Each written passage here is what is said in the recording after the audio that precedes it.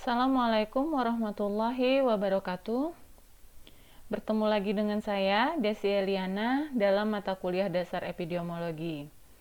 Kali ini kita akan memasuki topik kedua, yaitu konsep kejadian penyakit. Capaian pembelajaran di topik kali ini adalah mahasiswa diharapkan mampu menjelaskan 3 hal, yaitu yang pertama definisi sehat dan penyakit, yang kedua fase pada riwayat alamiah penyakit, dan yang terakhir konsep hubungan kausal.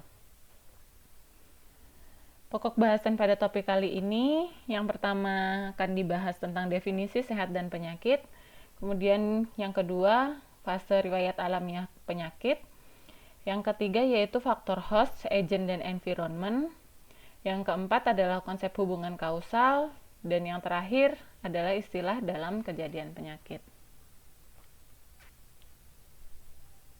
Sebelum membahas lebih dalam mengenai definisi sehat dan penyakit, mari kita bersama-sama kita lihat ilustrasi pada gambar ini. Gambar ini terlihat jelas bahwa sehat atau sakitnya seseorang itu dipengaruhi oleh banyak faktor dan pola hidup seseorang. Entah itu faktornya yang kebiasaan tidur, faktor diet, kemudian kebiasaan seseorang itu berolahraga, atau tingginya stres atau rendahnya stres seseorang. Lalu, apakah sehat dan sakit itu?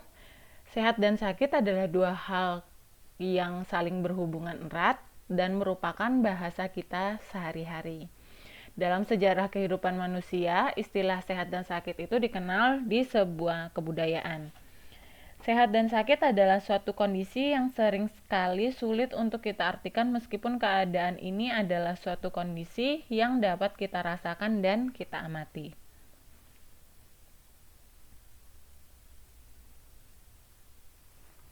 Sehat dikenal dalam bahasa Arab sebagai aslihah, yang artinya adalah sembuh, sehat, selamat, nyata, benar, dan sesuai dengan kenyataan. Kata sehat ini dapat diartikan dalam keadaan baik, segenap badan serta bagian-bagiannya itu sehat, mendatangkan kebaikan pada badan, dan sembuh dari sakit. Lalu, apakah sehat dan sakit itu? Definisi sehat dan penyakit itu tidak bisa dilepaskan dari 3 hal, yaitu sehat itu sendiri, kemudian penyakit, yang mana nanti akan menjadi sakit. Nah, kita lihat definisi sehat menurut WHO. Definisi sehat menurut WHO itu yaitu keadaan meliputi kesehatan badan atau jasmani, rohani atau mental seseorang, sosial, ekonomi, yang mana itu bukan hanya keadaan bebas dari sebuah penyakit, kecacatan, dan kelemahan saja. Nah, sehat dari definisi WHO tersebut dibagi menjadi 3 karakteristik. Yang pertama yaitu merefleksikan perhatian kepada individu sebagai manusia. Yang kedua, memandang sehat dalam konteks lingkungan internal dan eksternal. Kemudian yang terakhir, sehat dapat diartikan sebagai hidup yang kreatif dan produktif. Sehat juga didefinisikan menurut Undang-Undang Nomor 23 Tahun 1992, yang mana artinya adalah kesehatan meliputi fisik atau badan, mental atau jiwa, sosial, dan ekonomi. Nah, sehat menurut sehat fisik, yang dimaksud di sini adalah tidak merasakan sakit dan memang secara klinis tidak sakit, semua organ tubuh normal dan berfungsi normal, dan tidak ada gangguan pada tubuh. Kemudian, sehat secara mental. Sehat secara mental itu mencakup 2 hal.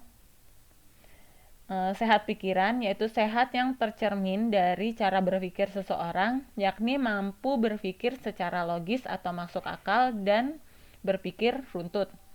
Kemudian sehat secara spiritual, yang mana tercermin dari cara seseorang dalam mengekspresikan rasa syukur, pujian, atau penyembahan terhadap penciptanya dan seisinya, dan dapat dilihat dari praktek keagamaan dan kepercayaan, serta membuat baik yang sesuai dengan norma-norma masyarakat. Kemudian kalau sehat sosial adalah kemampuan seseorang dalam berhubungan dengan orang lain secara baik atau mampu berinteraksi dengan orang atau kelompok lain tanpa membeda-bedakan ras, suku, agama, atau kepercayaan, status sosial, ekonomi, dan politik. Dan yang terakhir itu adalah sehat secara ekonomi. Sehat secara ekonomi yaitu mempunyai pekerjaan atau menghasilkan secara ekonomi untuk anak dan remaja,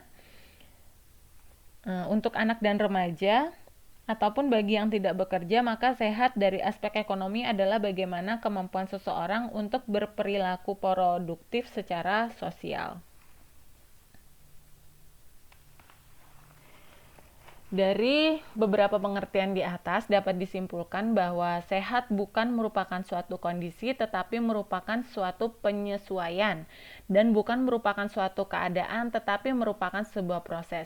Yang dimaksud proses di sini adalah adaptasi individu tidak hanya terhadap fisik mereka tetapi terhadap lingkungan sosialnya juga. Lalu apa perbedaan sehat dan penyakit? Sehat, sakit, dan penyakit adalah 3 hal yang tidak bisa dipisahkan. Dan kemudian kalau penyakit dan keadaan sakit itu sering tertukar dalam penggunaannya sehari-hari, padahal keduanya memiliki arti yang berbeda. Kalau penyakit itu sendiri adalah istilah medis yang digambarkan sebagai gangguan dalam fungsi tubuh yang menghasilkan berkurangnya kapasitas penyakit terjadi ketika keseimbangan dalam tubuh tidak dapat dipertahankan. Keadaan sakit terjadi pada seseorang tidak lagi berada dalam kondisi sehat yang normal. Contohnya pada penderita COVID-19. Ketika sistem imun tubuh rendah, maka seseorang tersebut tidak menimbulkan gejala sakit. Unsur yang penting dalam konsep penyakit adalah pengukuran bahwa penyakit tidak melibatkan bentuk perkembangan, bentuk kehidupan baru secara lengkap, melainkan perluasan dari proses-proses kehidupan normal pada individu. Dapat dikatakan bahwa penyakit merupakan sejumlah proses fisiologi yang sudah diubah.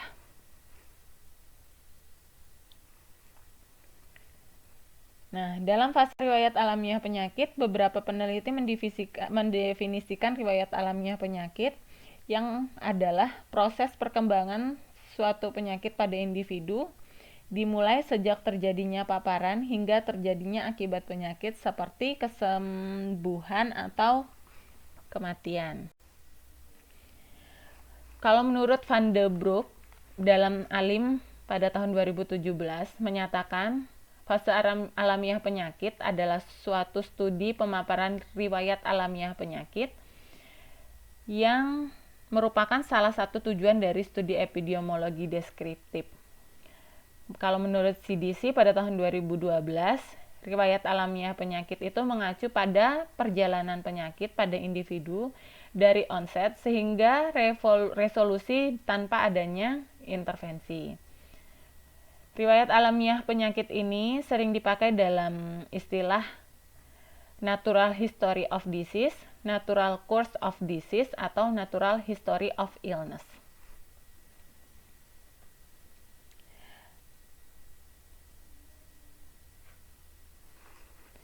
Pada slide ini kita memperhatikan bagaimana fase-fase perkembangan suatu penyakit pada seseorang. Baiklah, kita coba bahas satu persatu terlebih dahulu. Pada fase riwayat alamiah ini ada 5 tahapan seseorang sehat menjadi sakit.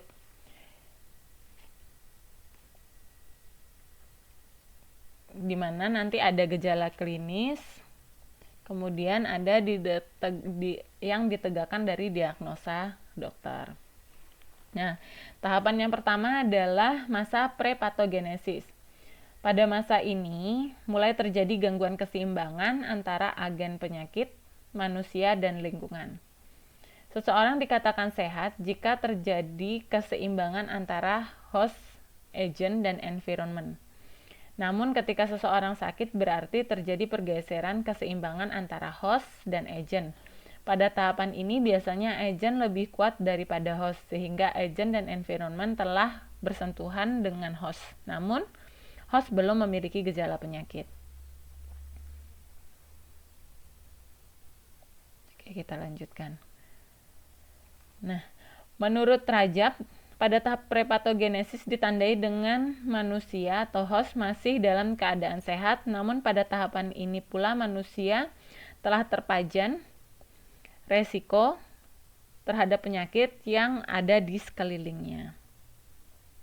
Hal tersebut bisa terjadi karena telah terjadi infeksi dengan agen, adanya bibit penyakit belum masuk ke manusia, kemudian manusia masih dalam keadaan sehat, belum ada tanda-tanda penyakit.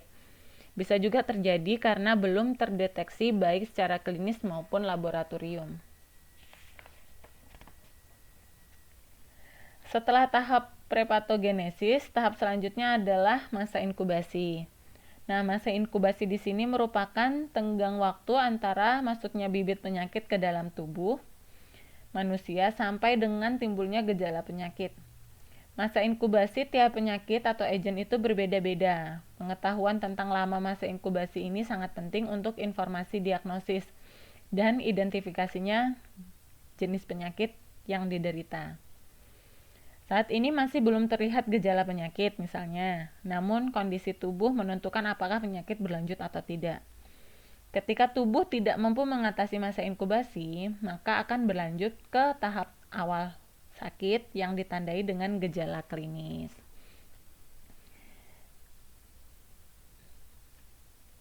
Gejala klinis di sini sifatnya masih ringan dan umumnya masih beraktivitas seperti biasa. Jika tidak dilakukan intervensi yang tepat, seseorang akan berlanjut ke masa sakit atau di sini disebut dengan tahap lanjut, di mana tahap ini penyakit masih bertambah jelas dan mungkin bertambah berat. Penderita tidak dapat beraktivitas sehingga memerlukan perawatan. Setelah tahap lanjut, seseorang akan memasuki tahap akhir atau pasca patogenesis. Pada akhir ini, suatu perjalanan penyakit seseorang akan berada pada 5 keadaan. 5 keadaan itu nanti bisa disebut dengan meninggal dunia, di mana hal ini dapat terjadi ketika gejala penyakit tidak berubah dan menjadi bertambah berat. Tentu saja hal ini tidak diharapkan dalam perjalanan penyakit. Kemudian kronis. Kalau kronis, penderita tidak sepenuhnya bebas dari agen, yang berarti seseorang tetap dalam keadaan sakit dalam waktu yang lama. Kemudian carrier. Kalau carrier, penderita seolah-olah sembuh tanpa gejala, tetapi dalam tubuhnya terdapat bibit penyakit. Kemudian sembuh, tapi dengan keadaan cacat. Di sini keadaan penderita sembuh, tetapi tidak sempurna karena meninggalkan kecacatan baik fisik, sosial, dan secara fungsional, sehingga dia tidak bisa produktif melakukan kegiatan seperti sebelum sakit. Kemudian keadaan sembuh. Kalau sembuh sempurna, penderita itu dikatakan sembuh sempurna apabila keadaannya kembali seperti sebelum sakit. Nah, masa inkubasi, fase klinis dan tahap lanjut tadi dijadikan satu menjadi masa patogenesis namanya. Selanjutnya kita akan masuk ke bahasan faktor, host, agent, dan environment. Dalam epidemiologi, pengertian penyebab sakit itu adalah sebuah proses interaksi antara host, penjamu atau agent atau itu penyebab, dan environment. Baiklah, kita mencoba untuk membahas tentang host. Host adalah semua faktor yang ada pada diri manusia yang dapat mempengaruhi timbulnya suatu perjalanan penyakit atau kerentanan intrinsik. Host ini terdiri dari keturunan, golongan darah, kemudian usia atau umur, jenis kelamin, pekerjaan, agama, dan lain-lain. Host memiliki karakteristik tersendiri dalam menghadapi ancaman penyakit, seperti resistensi. Resistensi adalah kemampuan host untuk bertahan terhadap suatu injeksi yang disebabkan oleh virus, bakteri, atau agen pembawa penyakit. Kemudian karakteristik yang selanjutnya adalah imunitas. Imunitas adalah kesanggupan host untuk mengembangkan suatu respon imunologis, dapat secara alamiah maupun perolehan atau non-alamiah, sehingga tubuh menjadi kebal terhadap suatu penyakit tertentu. Selain itu, mekanisme pertahanan tubuh dapat menciptakan kekebalan itu sendiri. Karakteristik yang terakhir adalah infectiveness.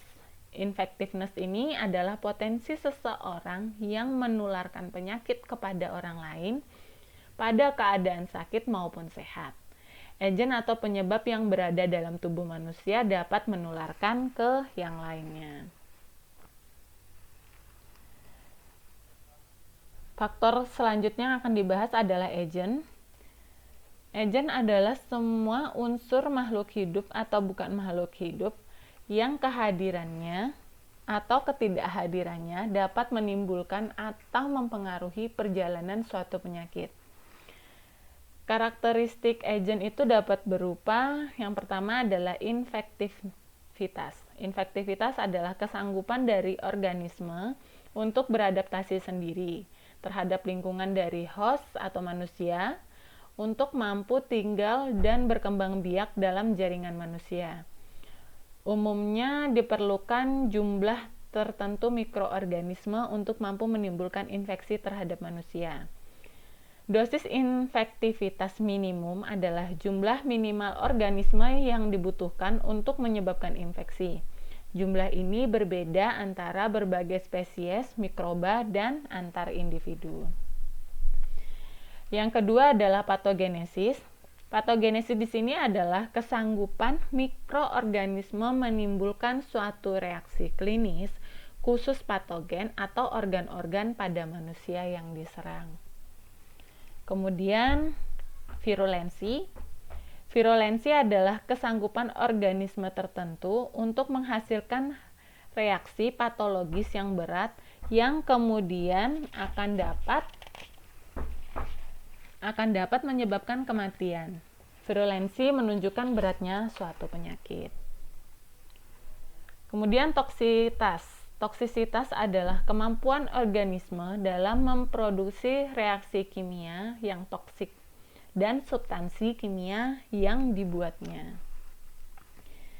Karakteristik yang kelima adalah invasitas.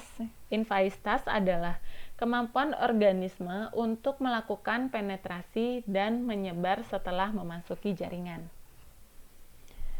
Karakteristik yang terakhir adalah antigenitas. Antigenitas adalah kesanggupan organisme untuk merangsang reaksi imunologis dalam penjamu. Agen itu sendiri terdiri dari dua jenis.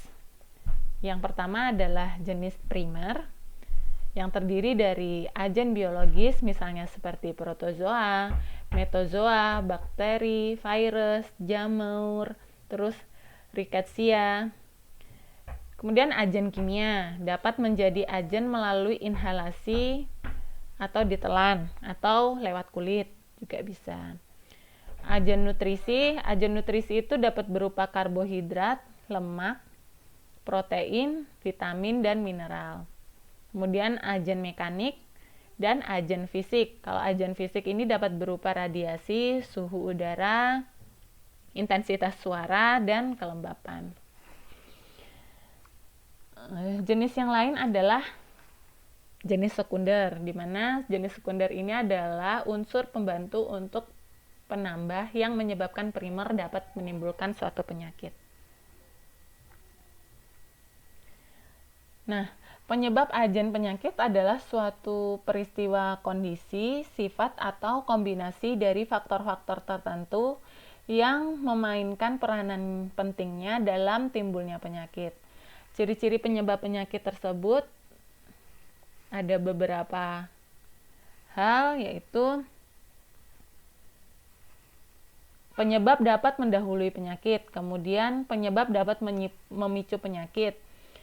Penyakit tidak bisa timbul dari agen yang tidak ada. Kemudian penyakit dapat disebabkan bukan oleh faktor tunggal. Faktor-faktor yang berperan dalam agen penyakit. Faktor-faktor yang berperan dalam agen penyakit ini ada yang disebut dengan predisposing. Predisposing adalah faktor yang membuat seseorang peka terhadap penyakit. Contohnya seperti umur, jenis kelamin. Jadi semakin produktif umur seseorang, maka imunitasnya akan semakin tinggi sehingga dia tidak mudah terserang suatu penyakit. Kemudian yang kedua, faktor enabling. Kalau faktor enabling adalah faktor yang mendukung timbulnya penyakit, contoh suatu kemiskinan atau sanitasi yang buruk. Kemudian faktor precipitating. Kalau faktor precipitating adalah faktor yang memungkinkan terjadinya suatu penyakit. Contohnya pemaparan terhadap agen. Dan yang terakhir, faktor yang terakhir adalah faktor reinforcing. Faktor reinforcing adalah faktor yang mempercepat terjadinya penyakit. Contoh pemaparan berulang atau kerja yang berat. Nah, kita memasuki pembahasan tentang environment. Environment adalah segala sesuatu yang mengelilingi dan juga kondisi luar manusia yang menyebabkan atau memungkinkan penularan penyakit. Terdiri dari 3 sumber.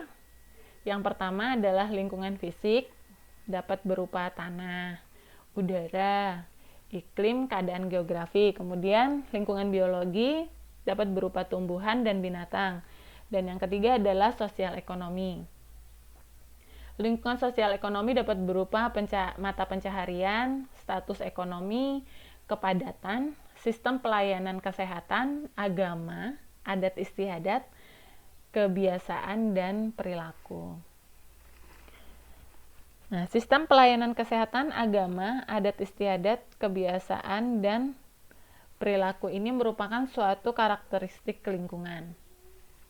Di mana karakteristik lingkungannya ini nanti dibagi menjadi 2. Yang pertama adalah topografi, yaitu sesuai dengan situasi lingkungan tertentu, baik yang natural maupun buatan manusia yang mungkin mempengaruhi terjadinya dan penyebarannya suatu penyakit tertentu. Kemudian geografis. Kalau geografis adalah keadaan yang berhubungan dengan struktur geologi dari bumi yang berhubungan dengan keadaan penyakit. Konsep hubungan kausal. Konsep hubungan kausal di sini dibagi menjadi 3 model. Kita akan membahas model tersebut satu persatu ya. Yang pertama adalah model segitiga epidemiologi.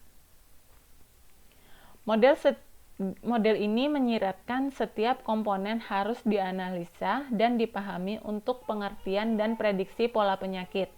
Selain itu, perubahan pada komponen maupun akan mengubah keseimbangan yang ada untuk meningkatkan dan mengurangi frekuensi penyakit.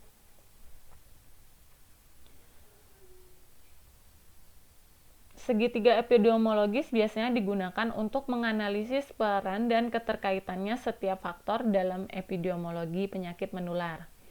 Segitiga epidemiologis ini pun merupakan kesatuan yang dinamis yang berada dalam keseimbangan, yang mana gangguan keseimbangan akan menyebabkan seseorang menjadi sakit. Model ini sering sekali digunakan jika terjadi kejadian luar biasa. Segitiga epidemiologi sekaligus digunakan untuk melihat interaksi dan ketergantungan satu faktor dan faktor lainnya. Faktor-faktor tersebut adalah faktor host atau manusia, faktor agent atau penyebab penyakit, dan environment. Sebagai contoh pada kasus kejadian luar biasa COVID-19, jika kita melihat dengan menggunakan model segitiga epidemiologis, faktor host di sini adalah manusia. Manusia di sini yang seperti apa? Yaitu yang bisa terkena penyakit. Nah, siapa manusia yang bisa terkena penyakit? Manusia yang bisa terkena penyakit COVID-19 di sini adalah semua manusia yang memiliki risiko tertular virus ini, seperti kelompok rentan, dengan usia lebih dari 45 tahun, balita, atau dengan manusia yang memiliki kondisi penyakit yang kompleks.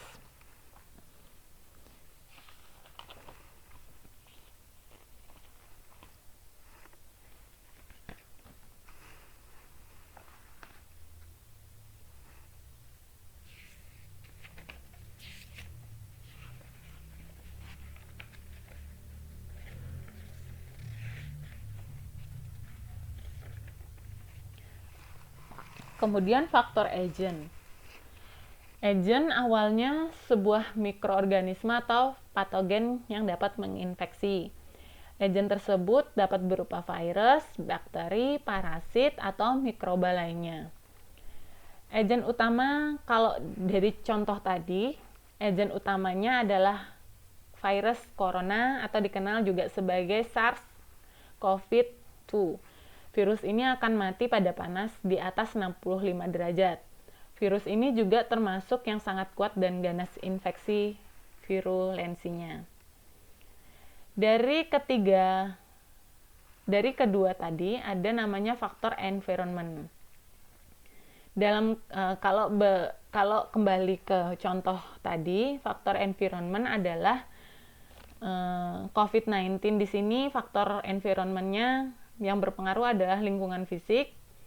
Lingkungan fisik sini yaitu lingkungan kepadatan wilayah yang berpengaruh terhadap percepatan penularan virus karena banyaknya kontak antar manusia. Jumlah fasilitas dan alat kesehatan yang menjadi faktor yang berpengaruh juga. Kemudian lingkungan sosial seperti lingkungan budaya, adanya acara atau kegiatan yang mengumpulkan banyak orang. Nah, model selanjutnya adalah model jaring-jaring. Model jaring-jaring di sini menyatakan bahwa penyebab penyakit tidak hanya oleh satu sebab, melainkan oleh serangkaian proses sebab akibat atau oleh banyak faktor. Pada gambar saya perlihatkan ada 12 faktor, di mana 12 faktor ini akan saling berhubungan dan memiliki proses sebab akibat. Nah, oleh karena itu, salah satu cara untuk menghentikan penyakit adalah memotong dengan mata rantai dari berbagai faktor atau dari 12 faktor ini. Kemudian slide yang selanjutnya, pembahasan selanjutnya di sini adalah model roda. Lingkaran pada model ini adalah suatu pendekatan untuk melukiskan hubungan manusia dan lingkungannya. Lingkaran mengandung sebuah host atau manusia yang memiliki sifat genetik sebagai intinya. Di sini memerlukan identifikasi dari berbagai faktor yang berperan dalam timbulnya penyakit dengan tidak mementingkan pentingnya agen. Pada model ini, besarnya peran dari masing-masing faktor bergantung pada penyakit yang bersangkutan. Seperti pada model jaringan, model lingkaran ini juga mengisyaratkan kebutuhan untuk mengenali faktor etiologi tanpa mempertimbangkan agen penyakit, namun bertentangan dengan jaringan penyebab. Model lingkaran tidak menganjurkan penggambaran yang terpisah antara faktor kesehatan dan lingkungan.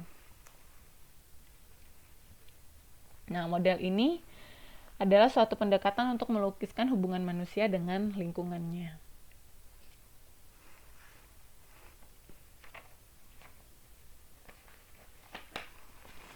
Bahasan yang terakhir pada topik kali ini adalah istilah yang berhubungan dengan kejadian penyakit. Istilah yang berhubungan dengan kejadian penyakit ada 3 istilah yang sering kita temui dalam kejadian penyakit. Yang pertama adalah faktor resiko. Faktor resiko adalah faktor-faktor yang secara positif berhubungan dengan risiko berkembangnya suatu penyakit, tetapi tidak cukup untuk menyebarkan penyakit. Contoh seperti disposing, dan enabling. Kemudian faktor interaksi. Interaksi adalah fenomena yang menunjukkan bahwa dampak dari dua atau lebih penyebab bekerja secara bersama-sama sering lebih besar dibanding satu penyebab. Contohnya seperti merokok, kemudian ditambah lagi terpapar oleh debu asbes yang akan menjadi risiko utama terkena kanker paru-paru. Nah, hubungan temporal. Hubungan temporal adalah hubungan yang menunjukkan bahwa penyebab dapat mendahului dampak.